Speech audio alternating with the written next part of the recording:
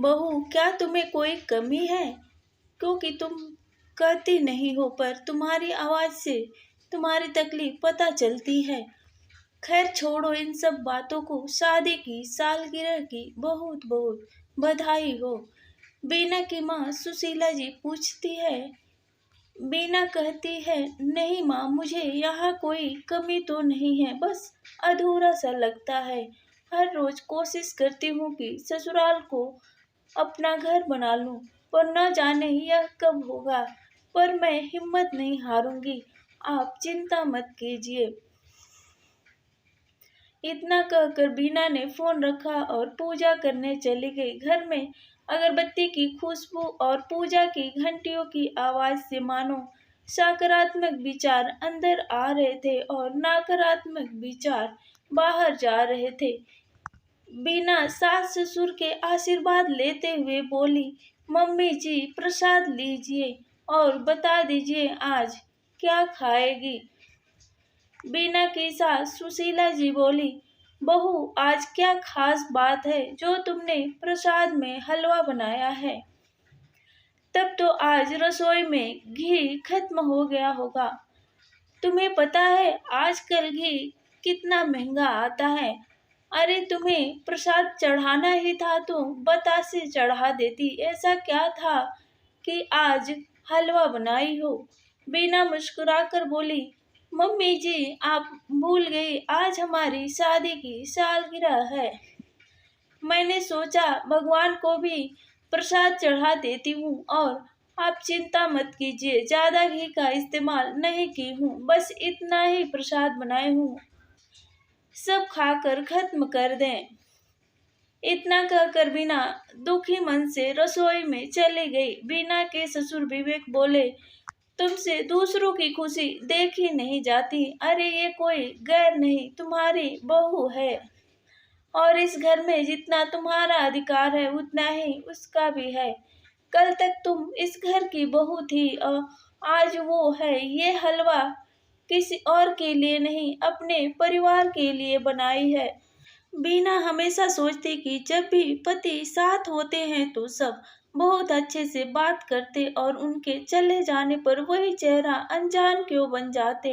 बीना के पति महेश ने कहा था, कुछ पैसे जमा कर लेता हूँ तो तुम्हें भी साथ लेकर आऊंगा। समय बीत गए। दिन पर दिन बीना के साथ एक एक नई घटनाएं होती थी। एक दिन बीना ने गट्टे की सब्जी इतनी अच्छी बनाई कि सबने पूरा खत्म कर दी।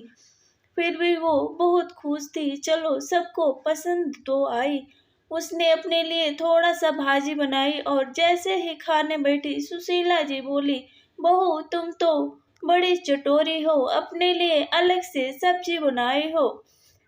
सुशीला जी ने एक बार भी नहीं पूछा कि तुमने गट्टे की सब्जी क्यों नहीं ली और चार बातें सुनाकर चली गई। बीना ने आंसुओं के संग खाना खाया और रोते रोते सो गई। रात को महेश का फोन आया। बीना की आवाज सुनकर बोला, कुछ हुआ है क्या? बहुत पूछने पर भी उसने कुछ नहीं बताया, बस इतना कहती, आप जल्दी से आ जाना। महेश ने बोला, मुझे माफ कर दो, मेरे वजह से तुम्हें उस घर में परेशानी हो रही होगी। मैं माँ के स्वभाव को बहुत अच्छे से जानता हूँ।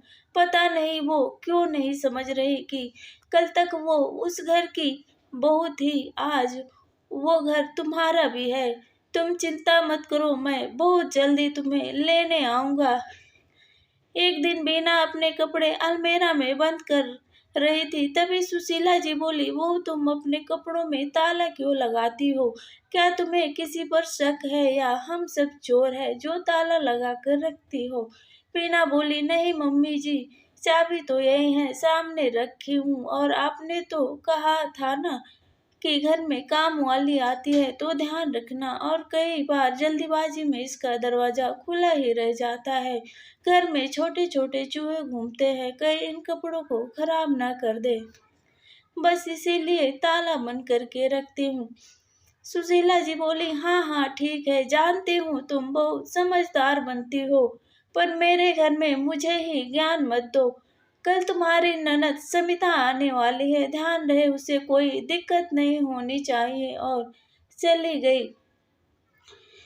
मीना हैरानी से उन्हें देखती रही और सोचती कि क्या यह घर मेरा नहीं है।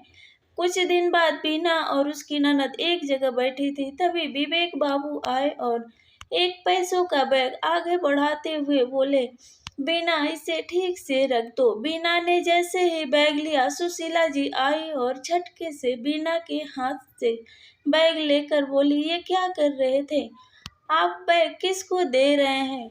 और जरा ये भी देखिए कि जो अपनी चीजों को संभाल कर नहीं रख पाती, क्या इस बैग को संभाल पाएगी? मीना बोली, मम्मी जी, आखिर इसमें ऐसा क्या है जो मैं नहीं रख सकती? लाइए मैं रख देती हूँ। सुशीला जी बोली, रहने दो फिर। उन्होंने बैग समिता को देते हुए बोली, ले समिता, इस बैग को अलमीरा में रख दे और हाँ, चाबी अपने पास रखना। मीना चुपचाप देखती रही। कहीं ना कहीं उसके अंदर कुछ ना कुछ टूट रहा था।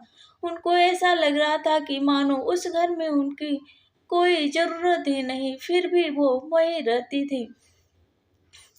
दूसरे दिन महेश का फोन आया और आज पहली बार बीना ने सारी घटना उन्हें बताई। तो महेश बोले, तुम परेशान मत हो, माँ को अपनी बेटी को छोड़कर किसी पे भरोसा नहीं है। तुम्हें एक अच्छी बात बतानी थी, मैंने घर का इंतजाम कर लिया है। अगले हफ्ते मैं तुम्हें लेने आऊंगा। और ये बात मैंने माँ को बता दिया। बीना खुश थी। चलो कुछ तो अपना होगा, चाहे किराए का ही हो। ये पूरा हफ्ता मानो बीना के लिए महीनों के बराबर लग रहा था। फिर अगले हफ्ते महेश आए, सब ठीक था। सुशीला जी का व्यवहार अन्य दिनों की अपेक्षा बहुत अच्छा था, तो बीना भी खुश थी। एक दिन दोनों सो रहे थे, तभी अचानक दरवाजे पर कोई नॉक करने लगा। महेश ने दरवाजा खोला तो सुशीला जी बोली, बहू वो पैसों का बैग कहाँ है? बीना बोली, कौन सा बैग? तो सुशीला जी बोली, तुम्हारे सामने पिछले महीने तुम्हारे ससुर जी पैसों का बैग लाए थे, वो मेरी अलमीरा में नहीं है। तुम भी तो वहां बैठी थी और उसे रखने के लिए जिद कर रही थी, तो बताओ अब वो बैग कहाँ है? बीना हैरान होकर महेश को देखती और रोती जा रही थी। तो सुशीला जी बोली, बहू ये तुम्हारे आंसू मेरे बेटे को पिघला सकती है, लेकिन मुझे नहीं। तो ये त्रिया चरित्र किसी और को दिखाना। बताओ कहाँ रखा बैग? महेश बोले, मम्मी ये क्या कह रही है? मेरी बात तो सुनिए। सुशीला जी बोली, तुम नहीं जानते बेटा, ये पल पल अपने रंग बदलती है। महेश कभी अपनी माँ की कड़वी बातें सुनता तो कभी अपनी पत्नी के आंसुओं को देखता। महेश को बहुत बुरा लगा और अपने माँ से तेज आवाज में बोला, माँ इसे तो मैं समझता हूँ, लेकिन आप नहीं समझ पाई। सुशीला जी बोली, बेटा तुम मुझसे ऊंची आवाज में बात करने लगे। महेश बोले, माँ आपने मजबूर किया मुझे, और पैसे तो आपने दीदी को दिया था, तो उनसे क्यों नहीं पूछती? सुशीला जी बोली, वो तो मेरी बेटी है।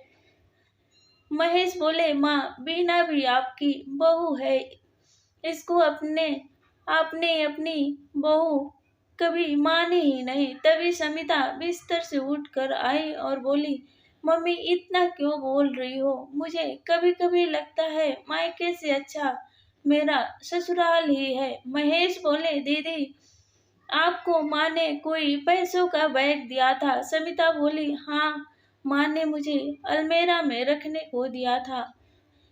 भाभी को परेशान करने की क्या जरूरत थी? मम्मी को इस तरह हंगामा नहीं करना चाहिए था। मम्मी तुम जैसी सास के कारण बहुएं ससुराल में नहीं रह पाती। माँ कल तो आप घर चलाती थी, अब भाभी को भी अपनी जिम्मेदारी का एहसास होने दो। अगले दिन महेश ने जाने का टिकट करवा लिया। शाम का टाइम था, दोनों घर से निकलने की तैयारी करने लगे। तो बीना बार बार घर को देख रही थी और घर से जुड़ी यादों का ख्याल मन में आ रहा था। महेश बोले, अब चलने की तैयारी और अपने घर तक पहुंचने का सफर तय करते हैं। तभी विवेक बाबू बोले, सुशीला, वक्त रहते सुधर जा, क्योंकि बेटी इस घर की मेहमान है और बहू इस घर की लक्ष्मी, जिसे तुम जाने दे रही हो। फिर रोती रहना तुम इस बड़े से घर में अकेले। थोड़ी देर बाद समिता बोली, माँ, मैं भी चलती हूँ। आखिर मैं इस घर की मेहमान जो हूँ। मेरा तो घर मेरा अपना ससुराल ही है। सच बताओ तो मुझे यहाँ से अच्छा ससुराल में ही लगता है। आशा करती हूँ आप भी भाभी को वही एहसास और अधिकार दोगी जो आपके बेटी को ससुराल में मिला है। सुशीला जी कुछ देर तक चुपचाप बैठी रही और विवेक बाबू अकेले बरामदे में उदास बैठे थे। इधर महेश और बीना भी जाने की तैयारी कर रहे थे। उन्हें उदास देख सुशीला जी बीना के कमरे में जाकर बोली, बहू, मुझे माफ कर दो। सच कहते हैं, कल तक मैं इस घर की बहू थी और अब तुम हो। इस तरह रूठ कर मत जाओ, वरना मैं खुद को माफ नहीं कर पाऊंगी। इतना कहकर सुशीला जी की आंखें भर आई। बीना से रहा नहीं गया और वो सुशीला जी को गले से लगा ली और बोली, मम्मी जी, मैं आपको माँ जैसी समझती हूँ। आज मैं अपना घर बसाने जा रही हूँ। मुझे आशीर्वाद दीजिए ताकि एक अच्छी बहू बन पाऊँ। विवेक बाबू खुश थे कि बेटे बहू नाराज होकर नहीं, खुशी से जा रहे हैं। सुशीला जी बोली, बेटा, अगर तुम मुझे माफ कर दिया तो आज मत जाओ। अगले हफ्ते की टिकट तुम्हारी टिकट है, अगले हफ्ते चले जाना। एक ही दिन घर खाली कर दोगे तो हम दोनों अनाथ हो जाएंगे। महेश बोले, ठीक है माँ, अगर आपकी यही इच्छा है तो हम अगले हफ्ते जाएंगे। इतना कहते ही सुशीला जी बेटे बहू को गले से लगा ली और सारे शिकवे गिले उसी दिन खत्म कर दी। समय लगा, लेकिन सुशीला जी को अपनी गलती का एहसास हुआ कि ससुराल हमेशा सास का ही नहीं, एक दिन बहू का भी होता है। और अगले हफ्ते महेश और बीना को खुशी मन से विदा किया। ये छोटा सा मोटिवेशनल वीडियो आपको पसंद आई हो तो वीडियो को लाइक, सब्सक्राइब एंड शेयर जरूर कीजिए और बेल आइकन जरूर दबाइए ताकि आने वाले वीडियो का नोटिफिकेशन आप तक मिलती रहे।